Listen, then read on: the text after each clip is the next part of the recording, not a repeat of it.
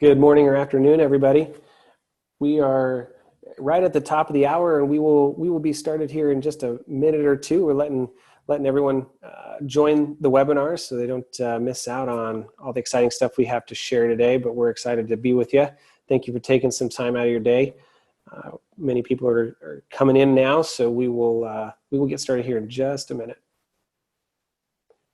As I was mentioning just before the top of the hour, if you haven't liked us on Twitter or followed us on Twitter or followed us on LinkedIn, go do that now. We post out a lot of great content, a lot of information about what's going on in the cybersecurity space. We put out our bite-sized news every Friday. It's just to kind of get a roundup or a recap of information that happened during the week. And then we also are constantly updating our feed with the latest features and release notes for PlexTrac, as well as timely information regarding our webinars and other activities that are going on related to PlexTrac. So definitely encourage you to go give us a like or follow and gain access to all that content. All right. Well, we are just a little bit over the top of the hour. I know some other people will trickle in, but we've got a lot to show off today, and really excited about today's topic because I think it's very timely for a lot of us, and those of us that have lived the pain of performing, complex security assessments or risk assessments or even penetration tests where you have to track a lot of that data using an Excel spreadsheet. And so today's topic is really how do you break free of the Excel spreadsheet and really begin to enhance your workflow and enhance your capabilities through performing complex assessments in PlexTrac. We are excited to show off a lot of the enhancements that we've made to our assessments module. And so if you're not a PlexTrac customer and this is the first time that you're seeing this, I hope you'll be really excited about what we're doing. You can always reach out to us at info@plextrac.com or sales@plextrac.com and schedule a demo to learn more about just the general platform of PlexTrac and what you can do.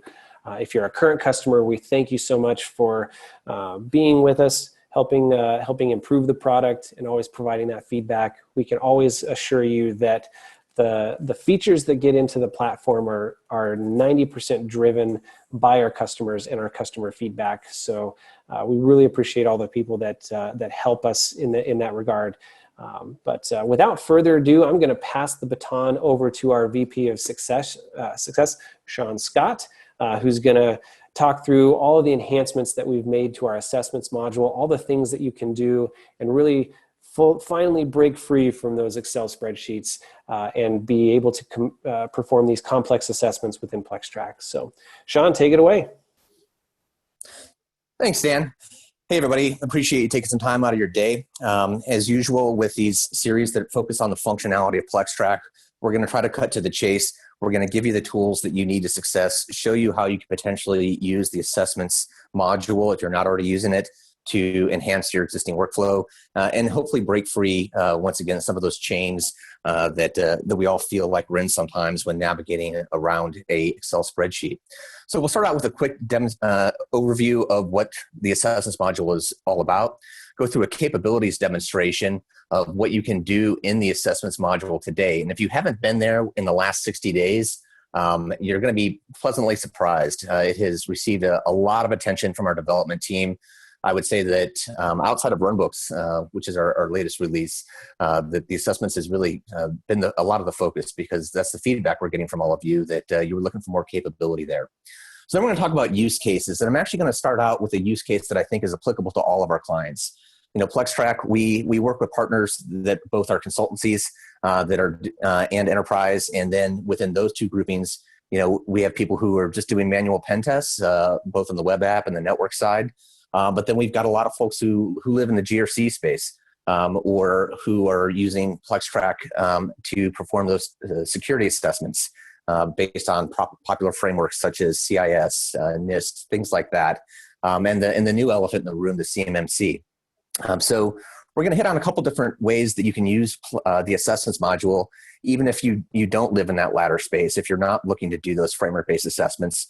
But how PlexTrac using the assessments module can help you in the generations of your statements of work, or in your scoping questionnaires.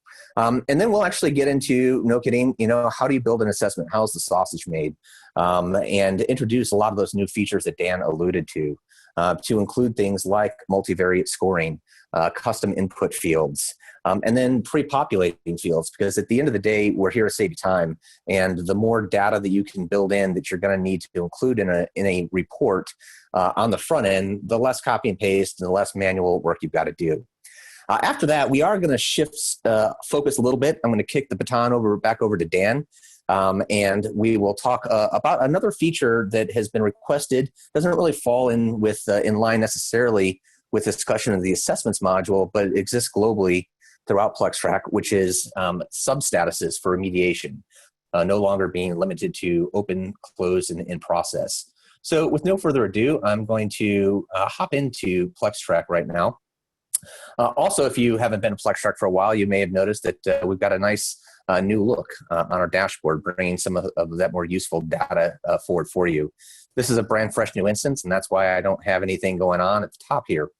But our assessments module is broken up into two components. You have the component for managing of your questionnaires, where we will spend most of our time today. But then as you begin these questionnaires, anything that's in progress or completed gets saved over to this in progress or completed folder. So what are we trying to do with an assessment? Well, an assessment is really just a method of organizing how you're collecting data. And an assessment, at the most basic level can just be a simple questionnaire. Do you do this? Yes. Do you do that? No. But that's really not taking advantage of the full powers that we have for you. And one thing that we know, because we are practitioners, is that when you're even if you're using a framework-based assessment, or even if you're asking a question in a scoping survey, that it's not just about a single question and a single response. It's really almost more of an activity. You may want to collect different bits of information discretely. And the assessments module is built to allow you to organize that data.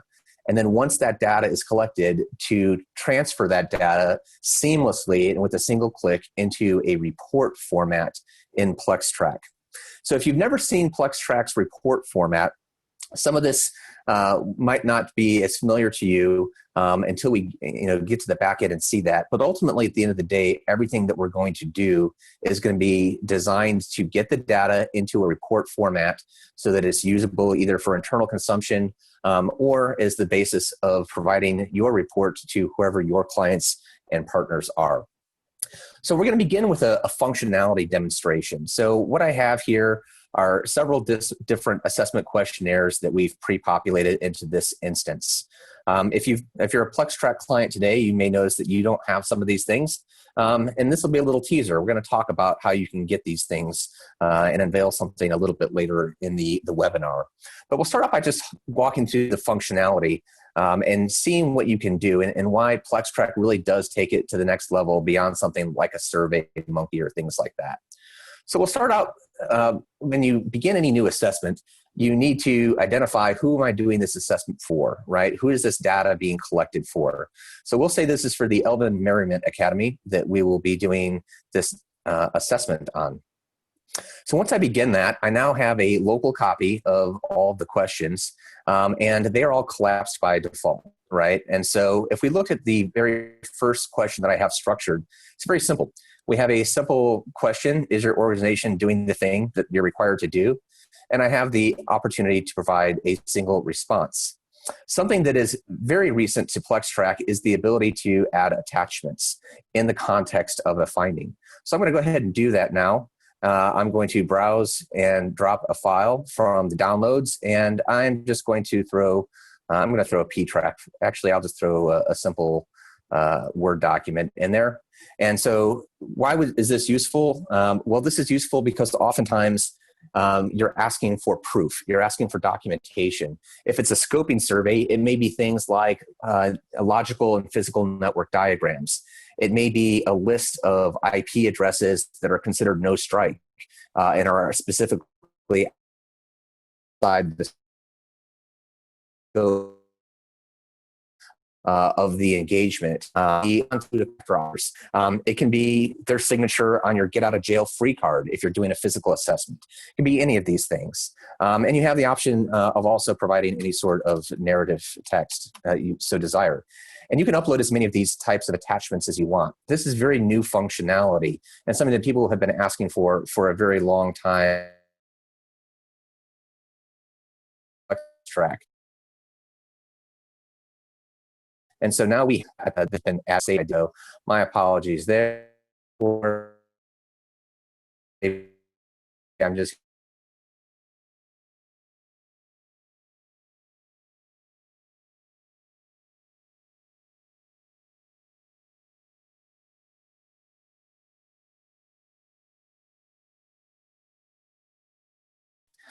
let's say that you want to, actually, I'm going to skip on past that one and over to my favorite color. So in the last example we provided, it was simply a method that you could select one radio button, but you can also define your own response answers in a multiple choice type format. So I can say that my favorite color is forest green, and I'm also a male over the age of 45. Obviously, that doesn't apply to this question, but this is another example of the type of thing that you can do with the assessments module. Getting a little bit more complex, though, it is possible to have as many sets of radio buttons as you like. So, for example, we're going to dive into a framework assessment later that requires scoring on two different axes, both on process and practice maturity. And so you can have those situations where you select multiple responses for a given question or control. And Dan, you should definitely pay for a trip to New Zealand for me. I'll take that under consideration.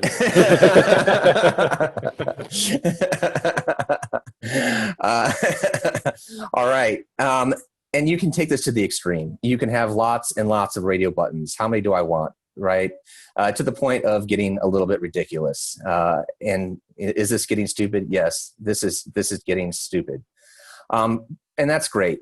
But what if I, instead of wanting to have all of the possible radio buttons known to man, I also want to know who actually gave me this answer. Well, it was Brian. Brian gave me the answer to this. And so now I can capture that free-form data. And, the nice thing about this as well is this appears to be a single line, but this does expand based upon the amount of text that you place in here. So these responses can be as long and as free-form as you see fit today. This is an entirely new feature that didn't exist 45 days ago in PlexTrac. And if you, once again, take it to the extreme, can I create the Kobayashi Maru? We can have as many radio buttons as we need, and we can have as many custom input fields as we like, and collect all of this data. Now, what is the advantage of collecting data in such a discrete way for a simple single question? Well, it comes down to what do you want to do with that? If you are trying to, very oftentimes in some of the assessments I've been working with in the last 30 days since we introduced this, some of the people that I'm working with will want to document the controls that they observe in place. And so they can use these free-form areas to document those things. But then they want to keep that data discrete from anything else that might be in notes or comments, or discrete from how people answered radio buttons, so that that data can be referenced in the right place in their report. So to show you how this all works, we'll say that we talked to Nick Saban, best football coach ever was and ever can be. Controls in place. He's got lots of them. And we'll skip this. I don't want to tell you my deep, darkest secret. And I believe that 14 days is a good time to keep boiled eggs. So now I have added all this stuff. I could potentially add some attachments if I so see fit. And we're off to the races. And now that I've got all of this data in my report, I can simply submit. And once I've submitted this report, I am now pushed into what many of you may be more familiar with, which is the reports section of PlexTrac. And I'm actually in a report that's been generated. I start out with this narrative, which gives me some details, gives me the response on some of these findings. And you'll notice that some of these findings have a status assigned to them in process, open, closed. This has to do with how I answered those radio buttons. When we get into some of the sausage making, we'll go over that. But there's actually logic that allows you to automatically classify the status of a finding based upon the response that's provided. And if I were to actually hop in to these detailed findings, you will see that we have all of the data that we collected. So here, for example, we had our Kobayashi Maru, and I am definitely having an internet connection or two. How's my audio, Dan? Doing okay? It's doing better now. You were kind of cutting out there. We were trying to figure out if it was on us or you, but I think it's you. Okay. So, okay. Hopefully you're good for the rest of this. Yeah. Yeah. No worries. All right. So, so you can see we've got all of the data that we collected just now. And if we actually then hop into this individual finding, what you'll see is that each one of those things that we answered, where we did answer things, when we skipped over most of these questions, here we got Nick Saban as our respondent. Here's the controls in place. Here's your deepest, darkest secrets. And because all of these bits of data are in their own field, they can be discretely referenced in export, whether that's your Word document, or once again, just if you want to display that data as it exists today in the platform and see how that data has been formatted. So I'm going to take a quick pause here and take a look and see if we've got any questions here coming in. And let me take a quick look over at the Q&A. Looks like nothing's open at this point. So at this point, what we're going to do is we're just going to hop on into an example of some of the use cases.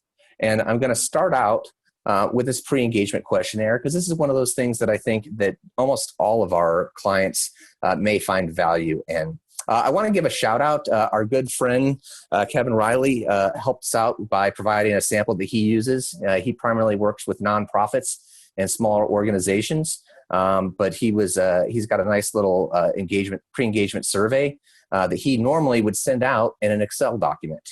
And so now he has to be dealing with secure email and file transfer and things like that.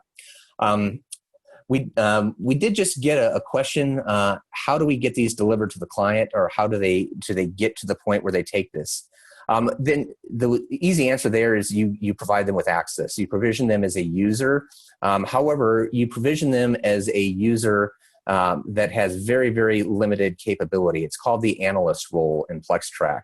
It's one of the 3 roles you can assign today, soon to be one of the 3 templates you can use to create your own roles.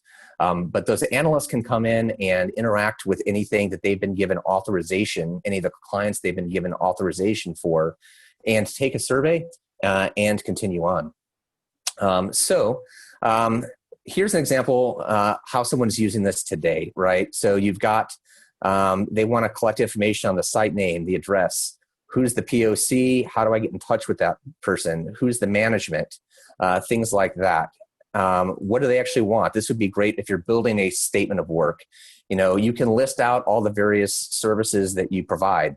You could even, in the text of the question itself, identify a little bit. There's no limitation on how much data you can have in the text of the question, but you could provide a little bit of information on each one of these services.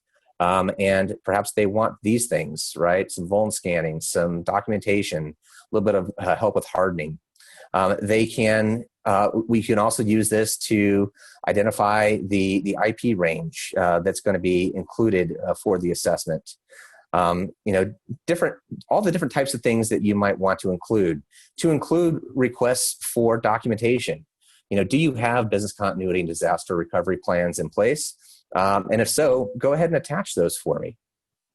And then any additional documentation that they wanted to collect, results from historical pen tests, things like that could be helpful. I know that it's always great if you're coming in and you weren't the last person to do an assessment, to be able to see what others saw in the past, so you can really determine whether or not they're actually getting any remediation done.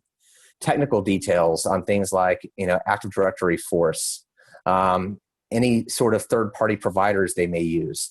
The sky is the limit and your imagination is your limit. You see, we've got 2 pages of these and we're not going to go through all of them. But once again, this is just a sample. Whatever you collect normally as part of your scoping or statement of work generation is the sorts of things that that you could build into a pre-engagement questionnaire like this. But let's say that you are into the business of doing framework-based assessments, right? And so what I'm going to use for my example, we've got a lot of them that are listed here today. The one that is new and exciting that everyone's talking about is the Cyber Maturity Model Certification, CMMC. And so if you are a PlexTrac client today, you do have a version, you have version 1.02 in your instance. You don't have this version though. And if you are interested in actually using this, I'm going to provide you some details in the not too distant future how to get a hold of this copy, because this is the one you want. And the reason why you want this is because over this summer, we've got the publication of the standard, and we've got a little more clarity on how this particular framework is going to be administered. So if I were to hop into one of these questions like access control 001, you can see that we've got the control. I talked a little bit about techniques. One thing that I like to do is if definitive guidance exists from an authoritative source on how to answer that question, I like to include that in the text. Can't hurt, might help, and electrons are free. But what you'll notice is that we make use of that multivariate, multi-radio button scoring here because this framework mandates it. It mandates that you score both on practice maturity, how well are you doing the thing when you do it, right? We'll say you're doing good cyber hygiene. And the process maturity, is someone always doing the thing? Is it someone's job? Is someone being held accountable? Are there checks in place to ensure the thing gets done? Is it documented? All that fun stuff, right? And so this version of the CMMC, which we are just releasing today, and we're going to make available to all of you and everyone else, now includes the authoritative 2 ways of scoring the CMMC. Some folks will also refer to process maturity as institutional maturity, and the documentation in the standard does support that as well. So if this looks odd to you, that may be a little why. But now all 176 of the CMMC controls are now built into this file and are available to you in PlexTrac. We have also done some pretty neat things under the hood for this, which I'm going to show when we get into the actual sausage making. One thing that I think it was definitely the CMMC that drove us to institute the multivariate scoring mechanism. But there's another framework that really drove us to create the custom input fields. And I don't have an example of that one that I'm going to show today, but PCI 3.2.1. That one, the way it's structured, does require quite a few text-based input fields. So we've talked a lot now about the use cases, shown some examples of those use cases. Let's get a little bit into the sausage making because hey, Shawn, real quick before we go there, we got a question about many times a policy document may achieve compliance with several controls or several questions. Is there a way to link that document on attachment so you don't attach it multiple times? And I think it might be a good to kind of show what ends up, where those documents end up living when you actually submit the report. Yep, absolutely. And so the short answer to that is at the end of the day, all of the attachments get stored into a central document repository at the client level. So for the Elvin Merriment Academy, we've got our functional demonstration here, and I didn't wind up attaching anything. However, if I did, I did actually, it did actually attach. So you can see that all of the attachments that you place in a given assessment, and I attached the same thing twice here, do get uploaded into the same repository. So if a document's already been attached once, there's no need to attach it again because it'll end up in the same place. And then at that point, you probably would just make a reference in the notes section saying, see attached, InfoSec security policy, right? To kind of say like, hey, this Exactly. is achieving that compliance, and we've already attached it to this assessment. Exactly. All right. So let's talk a little bit about how we actually build out one of these things. And so I'm going to start a new questionnaire, and I'm going to give it a title, and I'm just going to call this, webinar. You have the option of assigning a reference framework, and the reference frameworks allow you to associate a domain or category for each control. We have a lot of these built in, and they are useful. However, I would say that because we've added a lot more functionality to include tags, then they're not as important as they once were. But just for demonstration purposes, I'm going to go ahead and choose the NIST CSF as my reference framework. And I'm going to begin to create my questionnaire. And this is really where the actual generation begins. So, not a whole lot to see here. This is my title. And once again, demo gods. I'm just going to stop trying to type today. And obviously, here's the actual question that you pose. And once again, my technique is I like to not necessarily put any sort of dots there, but I like to put authoritative guidance with this as well. And I really can't spell today, and I'm not even going to try. So that's easy, and that's obvious, right? But now things get a little more interesting. Well, I need to answer somehow, so I need to add an answer type. So it defaults to a label of response, and then I can choose one of many of the different answer types that are available to me. I've got some little helper text over here. So for example, if I wanted to know compliance status, if I choose compliance status, what does that actually mean as far as the answers that are presented? I can use this little helper text and I can scroll and see, okay, I'm presented with not compliant, partially compliant, not applicable, or alternative approach. So if this is all I did, and I started and took this questionnaire, I would have a single question and I would have a single radio button response with the compliance status answer set. But perhaps I want a second radio button. I just click add answer type. And so I might, make this response to or whatever I like. It can really be whatever you like. And then you can also choose the same or a different answer scale. And once again, if you need help, you can just look up here to see what is included in that answer set. This is great because these answer sets already exist, but what if I want to know, what is my favorite color? And that is not an answer set that PlexTrac has today. Well, I can simply choose multiple choice as my type, and now I can begin to provide my responses. I want red. I want blue. I want chartreuse, which I can't spell, so who knows. So now I will have three sets of radio buttons. One that has the compliance status answer set, one that has the process answer set, and then I'm going to have these multiple choice answers as well. These are all radio button answers. The radio buttons with the presets are single choice. Multiple choice by default are multi-select. So if you liked both red and blue, you could choose both red and blue for that set. But now I want to collect some additional free text data, and that's where this add input field button comes into play. So I click on that and I just add a label. Who did I talk to that gave me this information? What's the physical location that I am assessing? How do you feel? You've been talking for half an hour now at a computer in an empty room. You doing okay, Shawn? Yeah, I'm doing just fine. So now we've got all of this as possible inputs. There's a thin line here, and it may be difficult for some of you in your environments to see, but this line, everything that is above this line is information that will be presented to the respondent when they're taking the survey. They're going to, or the questionnaire, they're going to see the misspelled title. They're going to see the actual question with misspellings. They'll see three sets of radio buttons, and they're going to see these input fields.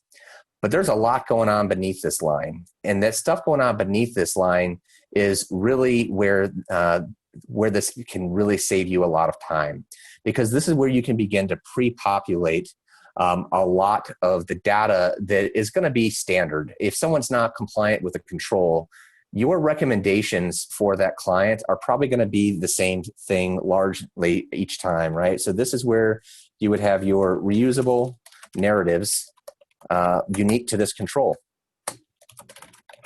And this is not displayed to the respondent during the administration, but is populated into one of those custom fields after submission, right?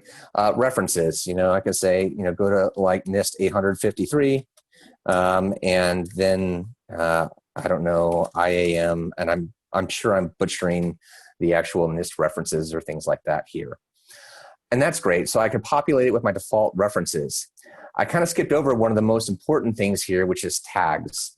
Tags are extremely, extremely useful in a lot of ways in PlexTrac, in analytics, in sorting, in in being able to group data. And so I always tell people tags are free and use them to your heart's content. But generally, when I'm using tags, I will tag the domain for a control.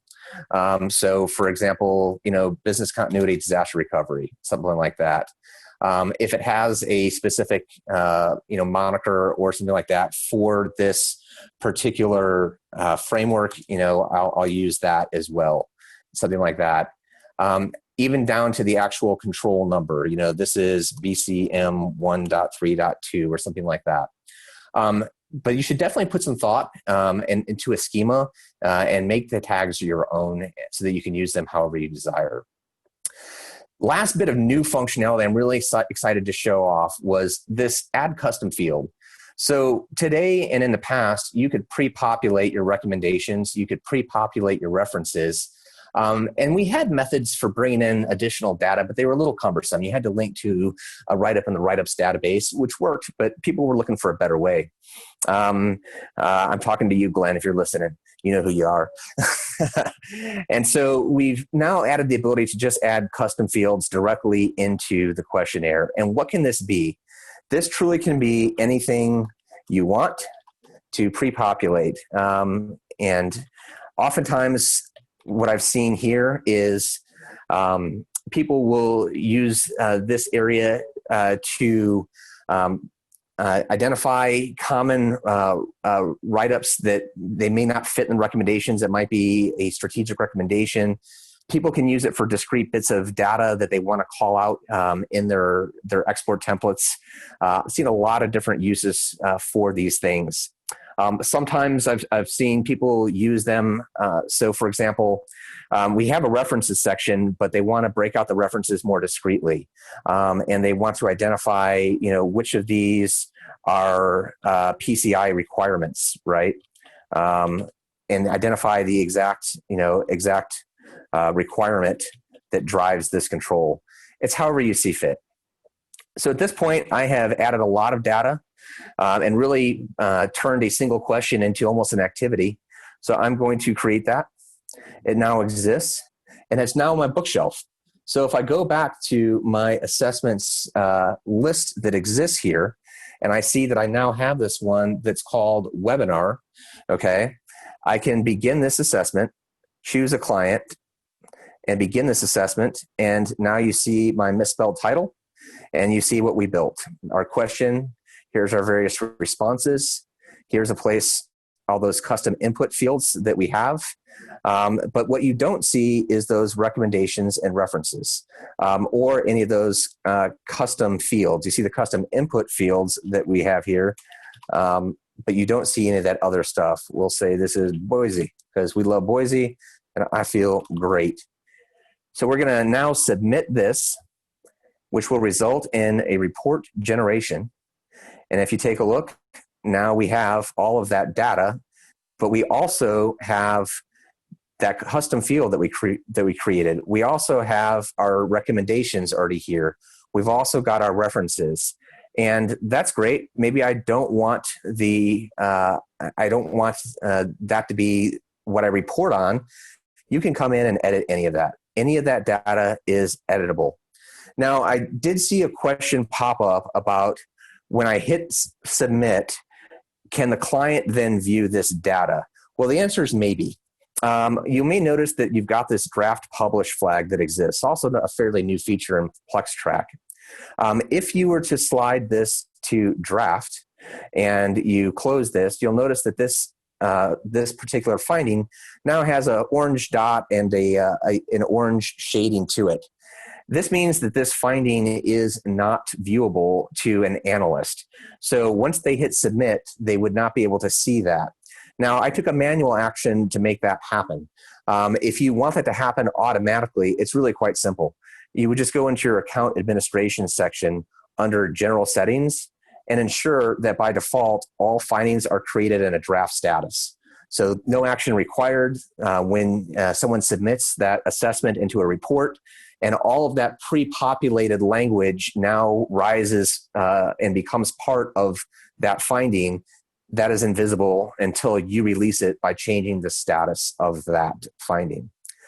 So I have shown off the fact that I've got a lot of things in here that don't exist in PlexTrac today as far as pre-built questionnaires. So, for example, we've got the new NIST, the new CMMC. We have CSF. We have 800-171. How can you get those into your environment? Well, we now have the assessments library live at plextrac.com under documentation. Under our assessments section and you can see we have the assessments library, and you can come here and you can download these. You can download the new version of CMMC that has the multivariate scoring. You can download CSF. You can download 171. Use these, make them your own, right? And then, well, how do I get those into my actual environment? It's really easy. And in fact, I'm going to go ahead and just delete the NIST CSF. So you can see the process, and then I'll re-import it. So I'm simply going to go import, and then I'm going to choose the NIST CSF, which I thought I had here, but I don't. So I'll just grab another copy of this, and you'll be able to see what happens if you bring in a duplicate. So I hit upload, and it comes on in, does its thing. And now you can see that I have, just like in Word, I have a second copy. So it appended it with the number 1 here. So you can then, this is a great way to work on various different versions. So for example, CMMC is a maturity-based assessment, has 5 levels of maturity, and not all clients may care about being graded against all levels. So you could take the CMMC assessment, you could export it so you've got a great, a safe copy of it, and then you can edit it, delete what you don't want, and then export it again. And save that as a file as well. So the import-export feature, it's really easy, and you can add all those things that we now have in our assessment library. I do want to take a moment and just plug, however, that assessments are easy to use, but they do take some time to build. We've done a lot of the legwork for folks as a value add with some of these frameworks, but we would love if you have taken the time to build out a framework in PlexTrac, to share that with us. We do have some restrictions on what we can publicly share. Some things like ISO 27001 that are pay to play. There's some legal issues and concerns about us being able to offer. But any sort of assessment that is created off of a framework that's been created from taxpayer dollars, we would love to put that in there. If you've got your own, enhanced versions, maybe, you've got the CIS 20 and you have gussied it up with some great recommendations, some great references, things like that, and would like to share that with the community. We would love to take that. We would love to offer it and continue to just help each other out. So that is all that I have to show today on the assessments piece. So now I'm going to go ahead and turn it over to Dan and stop my screen share so that Dan can talk a little bit about one other additional new feature we've got. Thanks. And host disabled attendee screen sharing. Guess we should have tested this before I jumped in. I don't know, Shawn, if you can enable that for me. Yep, Dan, just give me 1 second. I will be right on that for you. So, And while we get that going, so we talked a lot about the ability to basically remove spreadsheets from our assessments frameworks and being able to conduct these assessments in a platform like PlexTrac. And the reason this is important is that you can now, one, share easier, with your customers and whoever is taking the assessment. You can save this data in a central platform that you can actually refer back to at a later date. One of the nice features in PlexTrac regarding that is being able to go ahead and say like, hey, I want to pick up where we left off last year, right? And I can start a new engagement.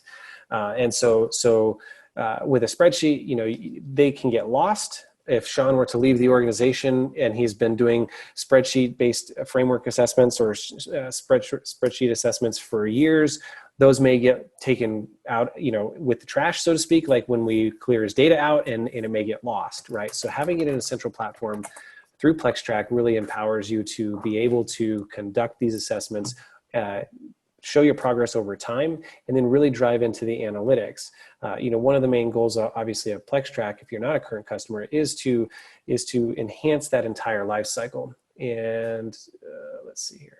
Okay, here we go. So is to enhance that entire life cycle from not just the identification of, and let me make sure you guys are seeing my screen here with the looks good, Dan. Okay. So not only just from being able to conduct the assessment, but also then be able to facilitate the remediation life cycle. So if we were to come back into one of these reports that Shawn created based out of the questionnaire, now we can actually flow this straight into the remediation life cycle. And so one of the key features that is new, that has been requested a lot in various forms throughout the several years that we've been in business and demonstrating PlexTrac's capabilities to folks, has been, we want to have additional statuses in the workflow. People often request, like, can I get a ready for retest status? Can I get a risk accepted status? Can I get a won't fix status?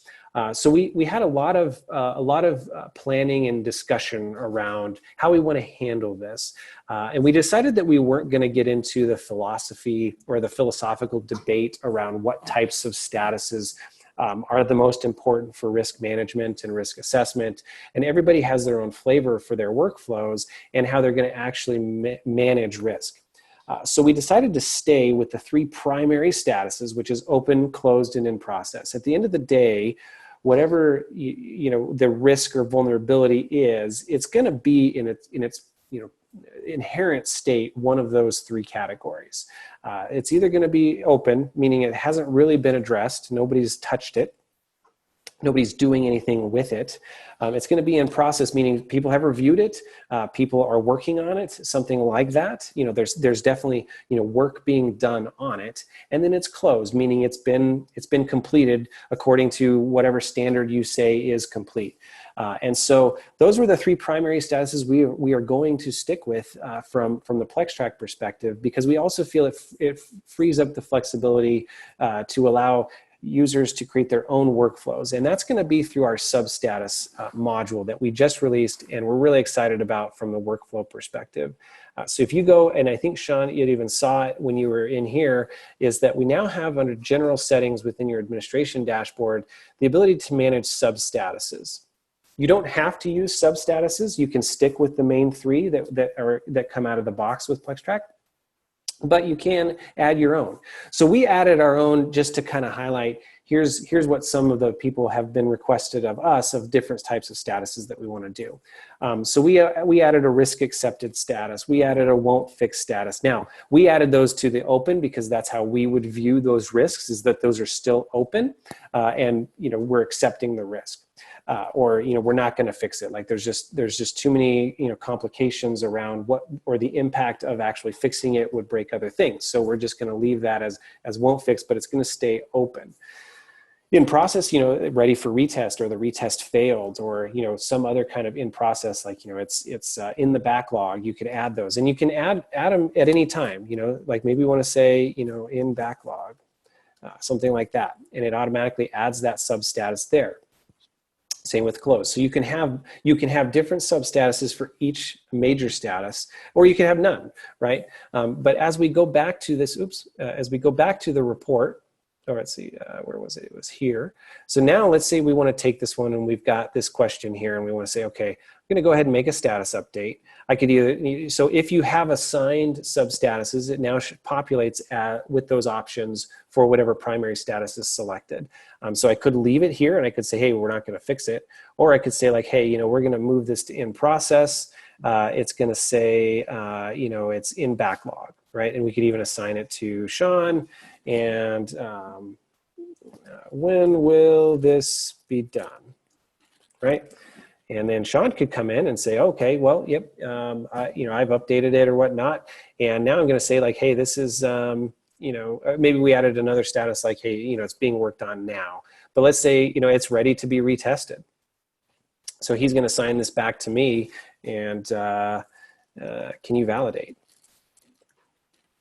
And so we'll go ahead and get this back assigned to me. If you're new to PlexTrac, you'll be familiar with the status tracker capabilities, and this just enhances the ability to see what these statuses were going through for this specific finding.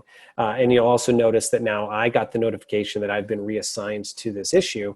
And these substatuses do populate, wherever you see the status. So at the report findings level, you do see the substatus populate in, so you can get a good bird's eye view of what's going on. And then finally, let's say, okay, we closed it, it was validated, and so boom, done. And so this is a really nice feature that we're excited about. Oops. Sorry, Dan, I had already fixed it for you. Oh, okay. I was like, ooh, did I just encounter a bug? So Shawn was one step ahead of me, but so that's the idea, is that we can enhance your workflow and really make it flexible and customizable to your instance and to how you manage your workflow using this substatus capability. So this is truly, like, from soup to nuts, how we help eliminate the need for Excel spreadsheets when we're talking about complex security assessments and risk remediation. Being able to collect the data, get the data into a normalized form, and actually show the progress from the time that the findings, the risks and vulnerabilities are reported to the time that they're closed. And this saves you a lot of time.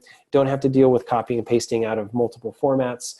You can work in collaboration with your customers or your constituents throughout the entire process, which is very handy. And obviously we have use cases and case studies around how much time this actually saves you, to where you can conduct more assessments throughout the year. You can go deeper on assessments throughout the year, and it makes your team a lot happier. We have proven that we improve morale, within the team, because they don't have to be focused on the tasks that start, what we would say, the soul-sucking tasks, right, of reporting and risk, copying and pasting and all this, but and the more menial management tasks of the findings and risks.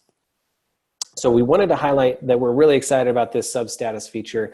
It's been something that has been requested a lot, and we put a lot of thought and effort around how we wanted to implement this. And so we hope you like it. We hope you'll give us good feedback.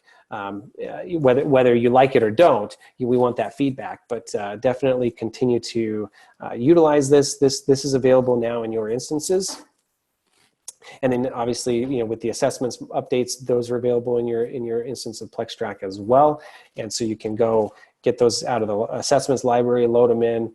You can modify them from there. If you have new assessments, definitely check them out, or send them over to us if you're comfortable, and we can share those to the community as well. So really trying to build a lot of good collaboration amongst PlexTrac users through these capabilities. So with that, I thought I saw we had another question. Just about how some of the screen may be showing a little small. So I apologize if it's a little small on the screen.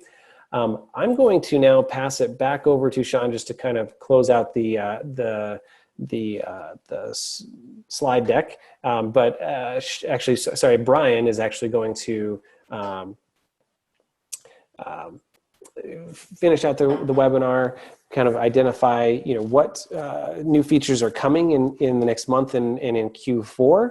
And we're happy to also take some questions and do some Q&A around what you've seen today and any other features that, or questions about PlexTrac. Yeah, thanks, Dan. I appreciate that. And we are getting a question in right here. And maybe before I jump into closing this out, we can go ahead and answer this question and talk a little bit about the report exporting capabilities. What formats do we export to? Sure. Yeah, let me just reshare my screen because that is a great question. So if you are new to PlexTrac, we not only do we encourage the collaboration within the platform, but if you need to get this out into other hands and folks that don't have access to PlexTrac, we export to multiple formats. So we export to Word. And this is obviously one of the most popular formats that we export to because you can do a custom template. So if you have a custom branding or a look and feel, you can export into that. We can work with you. Shawn and his team do a great job of helping you get your custom templates set up for export in PlexTrac. But then we also support Markdown export, CSV, XML, and our own PTrac format, which is a JSON file that you can import and export across multiple PlexTrac instances as well. Excellent, thanks, Dan. And it looks like also another question in regarding PCI assessments and the assessments library. Yeah, Brian, the question was whether or not we had the PCI built out, and we don't yet. We've, we got those custom input fields about a month ago, and we're still building things up. But if you're familiar with that framework, you know how it's structured with, you make basically a radio button selection at like the 1.1.1 level, and then at the 1.1.1a, you have a free text input field, and 1.1.1b, a free text input field. On the existing template that the PCI provides. It's a beast. It's a heavy lift. We haven't gotten the time to build that out yet.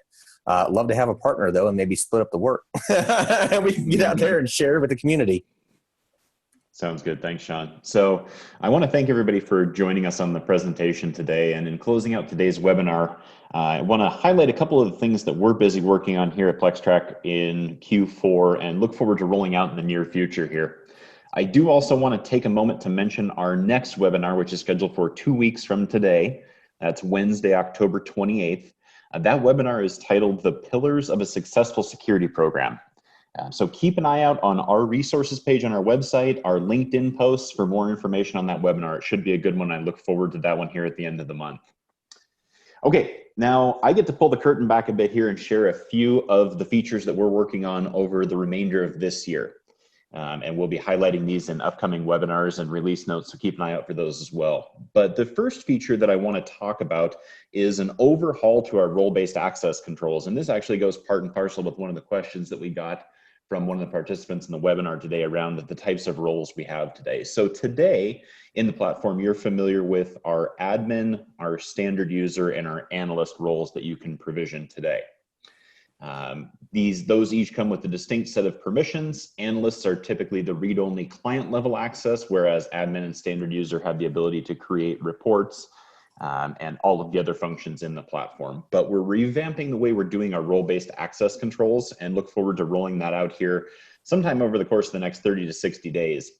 But the role-based access controls will now allow users to define their own roles with a distinct set of permissions and access within the platform, provision to each one of those roles that you'll be able to create. So you'll no longer be restricted to just the 3 user roles that we have in the platform today, but able to do a more granular definition of your own roles and how you want your users, both internal and external, to interact with your instance of the PlexTrac platform.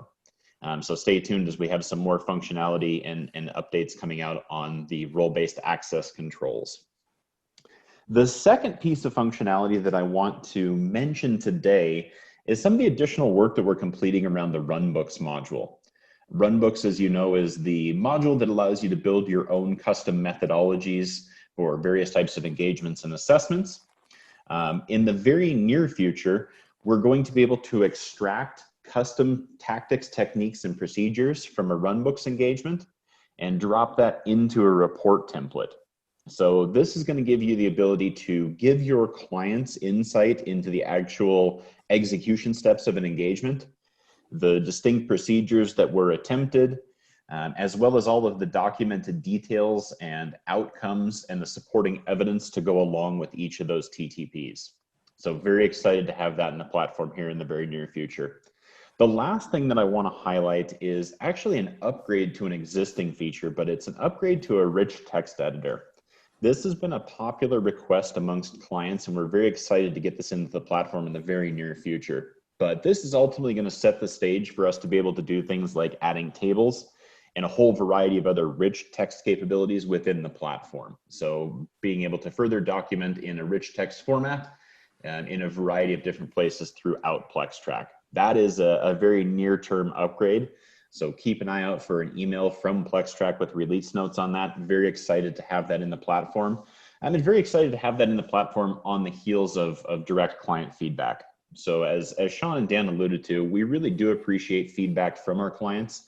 Please keep those suggestions coming.